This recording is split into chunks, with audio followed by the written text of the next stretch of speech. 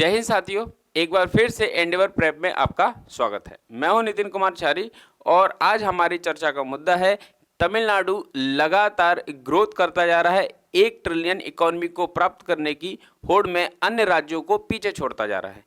इसके पीछे क्या कारण है कि लगातार तमिलनाडु 1 ट्रिलियन इकोनॉमी को प्राप्त करने की स्थिति में और राज्यों को पीछे छोड़ के तेजी से आगे बढ़ रहा है।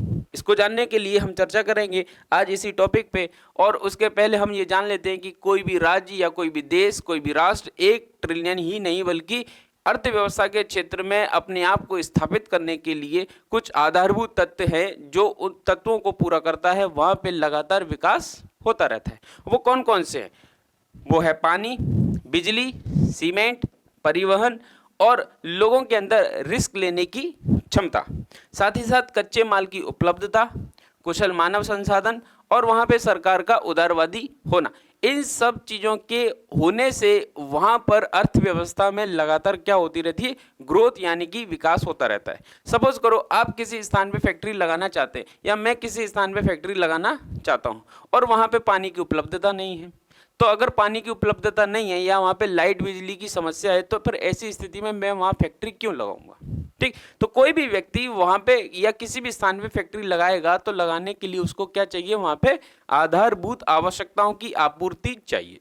अगर आधारभूत आवश्यकताओं की आपूर्ति होगी तो फिर वो लगातार इस क्षेत्र में अपने को आगे बढ़ता हुआ महसूस करेगा। जैसे किसी स्थान में कच्चे माल की उपलब्धता नहीं है, ठीक, या वहाँ की सरकार उदारवादी नहीं है, या वहाँ पे कुशल संसाधन नहीं है, मानव संसाधन कुशल नहीं है, तो ऐसी स्थिति में वहाँ पर कोई भी व्यक्ति रोजगार स्थापित करने से 4 बार पहले सोचेगा। वहाँ पर कोई भी व्यक्ति फैक्ट्री लगाने के पहले, कारखाना लगाने के पहले सोचेगा। तो ऐसी स्थिति में अगर हम देखें अन्य राज्यों के संबंध में तमिलनाडु को लेके कंपेयर करें तो तमिलनाडु में इन सब चीज़ों के एक वेल सेट प्रोग्राम को स्थापित कर दिया गया है। न तो वहाँ पानी की, लाइट की, बिजली की, संसाधन की किसी की कोई कमी नहीं है, बल्कि वहाँ पे लोग लगातार ग्रोथ करते जा रहे हैं। तो इन्हीं सब चीज़ों को एक एक करके हम समझना स्टार्ट करते हैं। जैसे अगर हम तमिलनाडु क्षेत्र की बात करें तो तमिलनाडु के अंतर्गत 4 नदियाँ मुख्य रूप से अपने जल से पूरे राज्य को सिंचित करती हैं, ठीक है, जिसमें पेन्नार है, कावेरी है, बेगाई है और ताम्रपर्णी, जिसमें से कावेरी यहाँ की सबसे प्रमुख नदी है। ठीक, चूंकि आप देख रहे हैं पश्चिमी घाट से नदियाँ जब पानी को लेके आती हैं तो पूर्वी घाट की ओर बहती हैं। जब पूर्वी घाट की ओर बहती हैं तो पूरा पानी तमिलनाडु इस स्थान पर क्या कर लेता है? उपभोग कर लेता है। ठीक, साथ ही साथ अगर हम यहाँ पे बिजली की उपलब्धता की बात करें तो अभी तमिलनाडु क्या कर रहा है? लगातार अपने आप को बिजली के क्षेत्र में एक बहुत ही सुदृढ़ स्थिति में लाने का प्रयास कर रहा है। कोडनकुलम परियोजना के अंतर्गत वो 2000 मेगावाट विद्युत उत्पादन के क्षेत्र में लगातार प्रयास कर रहा है। ठीक, अब देखते हैं कि तमिलनाडु कोस्टल एरिया के अंतर्गत आता है, यानी कि तटीय क्षेत्र में आता है, तो वहाँ पे पवन ऊर्जा, और चूंकि वो तमिलनाडु 0 डिग्री के आसपास भूमध्य रेखा के यानी इक्वेटर के आसपास स्थित होने के कारण वहाँ पर सूर्य का प्रभाव भी वर्ष भर बना रहता है। तो ऐसी स्थिति में सोलर एनर्जी, विंड एनर्जी और न्यूक्लियर प्लांट तीनों से लगातार विद्युत का उत्पादन बहुत ही ज़्यादा मात्रा में हो रहा है और लगातार हो रहा है, यानी कि वहाँ पर लाइट और पानी की कोई भी समस्या नहीं है। अगर हम बात करें सीमेंट उद्योग की तो तमिलनाडु के अंतर्गत सीमेंट उद्योग के अंतर्गत 4 बड़े प्लांट लगाए गए हैं, 4 बड़े बड़े अलग अलग स्थानों पर, जिससे सीमेंट के उत्पादन में तमिलनाडु के अंदर किसी प्रकार की कोई कमी देखने को नहीं मिलती। साथ ही साथ अगर हम यहाँ के लोगों में रिस्क लेने की क्षमता को देखें तो आपको इतिहास में पता ही होगा, यहाँ पे 3 बड़ी डायनेस्टी यानी कि 3 बड़े राजवंश रहे हैं, चाहे वो चोल हो, चेल हो और पांड्य। इन्होंने न सिर्फ तमिलनाडु बल्कि पूरे दक्षिण भारत, श्रीलंका और आसपास के अन्य कई देशों को जीता है। तो यहाँ के लोगों में रिस्क लेने की क्षमता को हम ऐतिहासिक रूप से वैसे ही महसूस करते हैं। ठीक, तो यहाँ के लोगों में रिस्क लेने की क्षमता भी है, किसी प्रकार की कोई समस्या नहीं है। और परिवहन के साधनों के बारे में अगर हम देखें तो परिवहन जो होते हैं किसी भी देश की जीवन रेखा कही जाती है।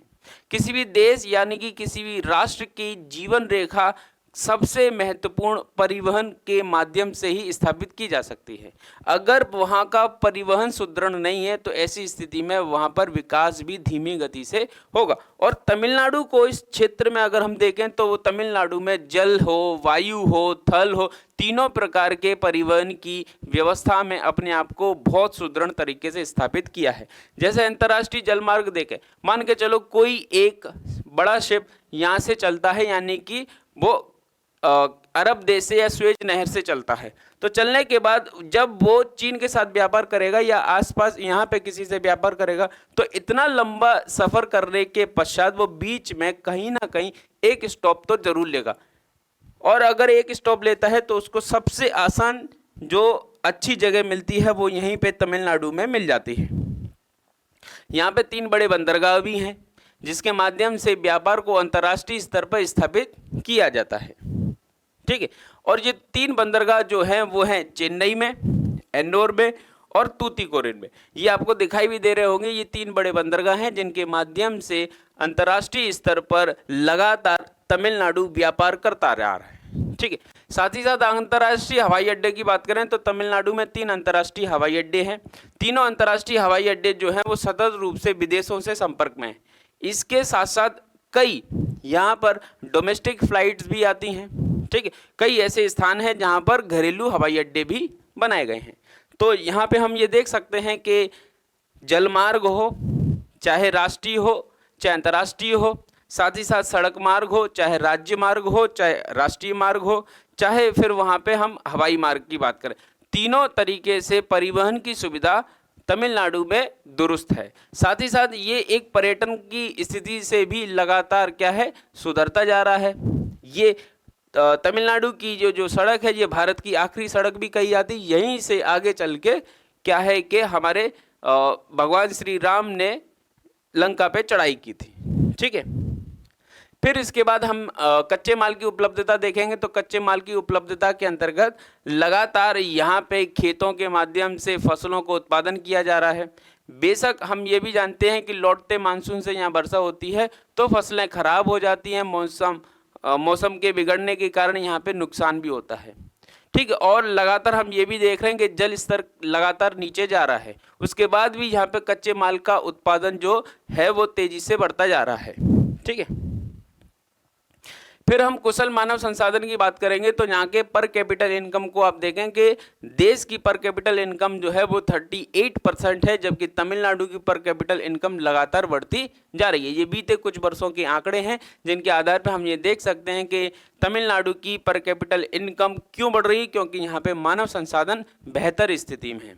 ठीक, अगर हम मानव संसाधन की बात करें तो यहाँ पे हम देखते हैं कि 37 बड़ी यूनिवर्सिटीज़ हैं जिनके माध्यम से हर साल लाखों विद्यार्थी ग्रेजुएट हो रहे हैं। ठीक है, अगर ग्रेजुएट के परसेंटेज को देखें तो देश में ग्रेजुएट होने वाले लोगों का परसेंटेज 29% है और अमेरिका में 37। वहीं तमिलनाडु के अंदर 49% लगातार, यानी कि हर 2 में से 1 व्यक्ति लगातार ग्रेजुएट लगभग होता जा रहा है। ठीक, फिर उसके बाद यहाँ पे जो कुशल मानव संसाधन के अंतर्गत महिला की स्थिति देखेंगे तो महिला की स्थिति खाकी वर्दी में आप ऑटो से लेके पुलिस तक हर एक स्तर पर महिला को प्राप्त करेंगे। ठीक, महिला की स्थिति देश में 19%, जबकि तमिलनाडु में कुशल मानव संसाधन के अंतर्गत हम देखें तो यहाँ पे जस्ट डबल यानी कि 38% और उससे भी थोड़ी ज़्यादा है। ठीक, कुशल मानव संसाधन के अंतर्गत अगर हम बात करें तो दलित वर्ग यानी कि SC ST वर्ग के लोगों का भी यहाँ पे उद्यमशीलता के क्षेत्र में इंटरेस्ट देखने को मिलता है। किसी भी प्रकार की यहाँ पे ऐसी कोई घटना देखने को नहीं मिलती है कि अगर दलित है तो विकास की स्थिति से वो पिछड़ा हुआ है, ऐसा बिल्कुल भी नहीं। काफ़ी हद तक और राज्यों की अपेक्षा यहाँ पे दलित भी कैसे हैं, विकसित स्थिति में दिखाई देते हैं। फिर उसके बाद है सरकार का उदारीकरण। तो सरकार के उदारीकरण की स्थिति को हम देखें से यानी कि सिंगल विंडो सिस्टम जो है वो यहाँ पे स्थापित है, जिसके माध्यम से लगातार जो राज्य है वो ग्रोथ करता जा रहा है। ठीक, तो ये कुछ स्थिति हुई जिनके माध्यम से आप देख रहे हैं कि तमिलनाडु लगातार ग्रोथ करता जा रहा है, क्योंकि उसने अपने को हर क्षेत्र में वेल सेट स्थापित कर रखा है। ठीक, अब यहाँ पे इंडस्ट्री की बात करें तो यहाँ पे इंडस्ट्री इतनी मजबूत स्थिति में है कि हम तमिलनाडु को स्टेट तमिलनाडु को इंडियन फैक्ट्री स्टेट के नाम से भी जानते हैं, यानी कि Tamil Nadu is also known as factory state of India, यानी कि इंडिया की फैक्ट्री स्टेट के तौर पे हम उसको जानते हैं। जैसे यहाँ पे ऑटोमोबाइल इंडस्ट्री को देखें तो बहुत ज़्यादा ऑटोमोबाइल इंडस्ट्री के अंतर्गत आप टू व्हीलर, फोर व्हीलर, बल्कि यहाँ पे कुछ हद तक लगातार साउथ इंडस्ट्री या साउथ इंडिया की लगातार जो बस निर्माण कंपनियां हैं वो सबसे ज़्यादा चेन्नई में है। ठीक है, फिर उसके बाद टेक्सटाइल के अंतर्गत देखें तो टेक्सटाइल के अंदर आप अगर शादीशुदा हैं तो घर पे एक बार बोल देना चलो तुमको कांचीपुरम की साड़ी दिलवाते, फिर उसका देखना 5 मिनट में ही तैयार हो जाएंगी आपकी वाइफ। क्यों? क्योंकि कांचीपुरम हो या मदुरई की साड़ियाँ हो, टेक्सटाइल के क्षेत्र में पूरे भारत ही नहीं बल्कि विश्व में उन्होंने अपनी एक प्रबल पहचान बनाई है। ठीक, फिर उसके बाद हार्डवेयर इंडस्ट्री में छोटे छोटे सामान से लेके इंडस्ट्रियल छोटे इलेक्ट्रॉनिक इक्विपमेंट से लेके बड़े बड़े मदरबोर्ड, हार्डवेयर, सारी चीज़ें यहाँ पे स्थापित की जाती हैं। केमिकल इंडस्ट्री के तौर पे हम देखें तो थूथुकुडी यहाँ का एक प्रमुख स्थान है जो कि केमिकल या पेट्रोकेमिकल के क्षेत्र में बहुत ज़्यादा प्रबल स्थिति में है। ठीक, साथ ही साथ अगर हम यहाँ पे बात करेंगे डिफेंस इंडस्ट्री की, तो डिफेंस इंडस्ट्री के क्षेत्र में तमिलनाडु लगातार अपने आप को आगे बढ़ाता जा रहा है। ठीक है, फिर चाहे हथगोले हो, तोप हो, मिसाइल हो, हर क्षेत्र में हर एक प्रकार से तमिलनाडु क्या कर रहा है, ग्रोथ कर रहा है और अपनी स्थिति को मजबूत करते जा रहा है। ठीक, तो ये था हमारा आज का टॉपिक जिसके अंतर्गत हमने समझा कि तमिलनाडु जो है वो लगातार ग्रोथ करता जा रहा है और 1 ट्रिलियन इकोनॉमी को प्राप्त करने की रफ्तार में लगातार आगे बढ़ता जा रहा है। उसके कई मापदंड हैं, कई कारण हैं जिसको हमने इस लेक्चर में समझा। आई होप लेक्चर आपको समझ में आया हो। यदि आपको लेक्चर समझ में आया है तो इसी प्रकार के लेक्चर को दोबारा प्राप्त करने के लिए आप हमें लाइक, शेयर और सब्सक्राइब कर सकते हैं। ये हमारा सोशल मीडिया हैंडल है जिसके माध्यम से आप हमसे जुड़कर अपनी समस्याओं के समाधान के संबंध में कोई ना कोई जो आपको लगता है बेहतर राय प्राप्त कर सकते हैं। मध्य प्रदेश लोक सेवा आयोग की परीक्षा के दौरान हमने test series free of cost एक टेस्ट को अपने एप्लीकेशन पे डाल दिया है। अगर आप चाहें तो वहां से टेस्ट देकर ये हमारी स्थिति को जान सकते हैं कि हम इस स्थिति में किस तरीके से बेहतर कार्य कर रहे हैं। ठीक है, मुलाकात होगी अगले लेक्चर में। जय हिंद।